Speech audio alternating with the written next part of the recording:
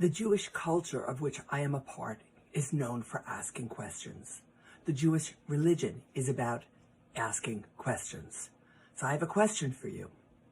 Are you biased? Do you have unconscious biases? Because I know I do.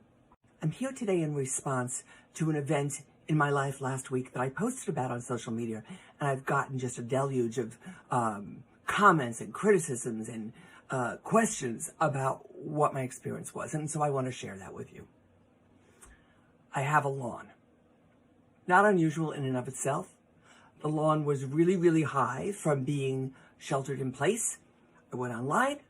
I found a young guy in college who is a landscaper, lawnmower, earning money to go to school. All the comments were, he's very reliable, he's really nice, and he's affordable. So I reached out. He reached back. That's the backstory. Now, he arrives, he looks at my property, which is like a mess, and he tells me his pricing. And I said, that's not the right pricing. That is like half of what you should be charging me given what's going on here. And he said to me, drum roll, my mom, she's an attorney, she told me not to give you the Jew price.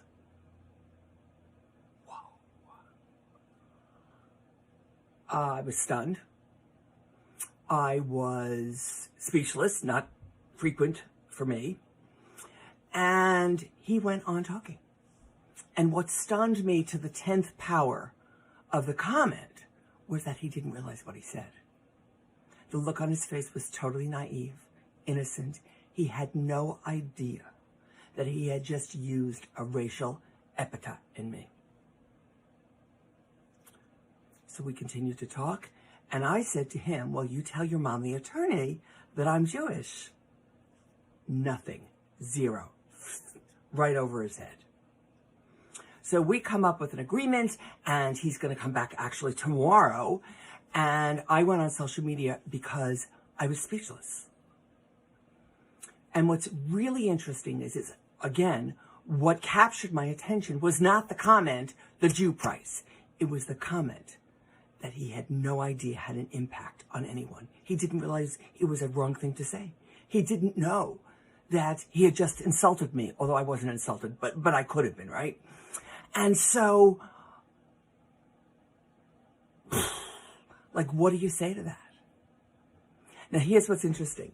On my social media post, which it was a written one, not a video, the people who know me well going, well, I'm sure you didn't hire him. Who are you going to hire next? But the people who knew me really well, I'm going to call out to Patty right now, said, I know what you did. You hired him, and now you're going to coach him. And that's my plan.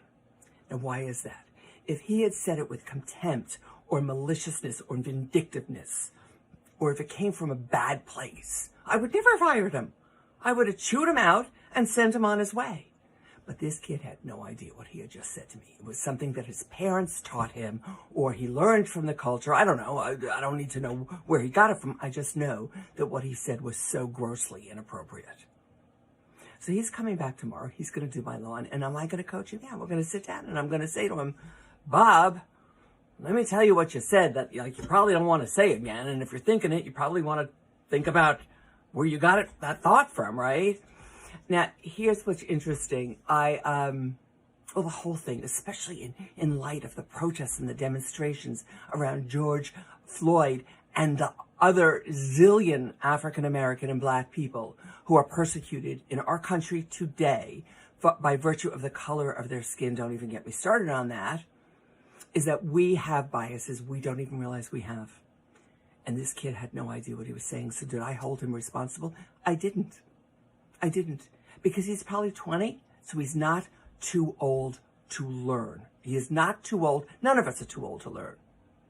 Now, I am wearing my Jewish star on this video very purposefully.